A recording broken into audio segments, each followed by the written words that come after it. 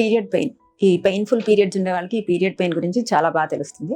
కొంతమందికి పెళ్ళై డెలివరీ అవ్వగానే ఆ పెయిన్ తగ్గుతుంది, కానీ కొంతమందికి అలానే కంటిన్యూ అవుతుంది. ఈ పీరియడ్ పెయిన్ ఉన్న వాళ్ళు విటమిన్ డి కరెక్ట్గా ఉందా లేదా అనేది చెక్ చేసుకోండి.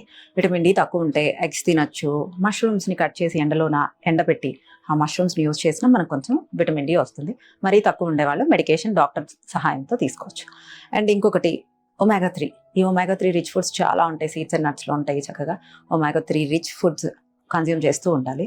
డార్క్ చాక్లెట్ తింటే కూడా మన పీరియడ్ పెయిన్ కొంచెం రిలీఫ్ వస్తుంది. అంటే కార్బోహైడ్రేట్స్ అంటే స్వీట్స్ తినటం వల్ల ఆ టైంలో కొంతవరకు రిలీఫ్ వస్తుంది.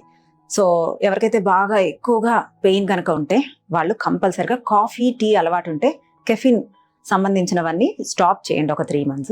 అండ్ ఈ విటమిన్స్ కరెక్ట్గా ఉన్నాయా, అండ్ మెగ్నీషియం రిచ్ ఫుడ్స్ లేదా డాక్టర్ సహాయంతో మెగ్నీషియం క్యాప్సూల్స్ కూడా యూజ్ చేయండి. ఇవన్నీ కాకుండా ఇంకొక టిప్ ప్రీవియస్ కూడా చెప్పాను. ఒక 4 బ్లాక్ ఎండు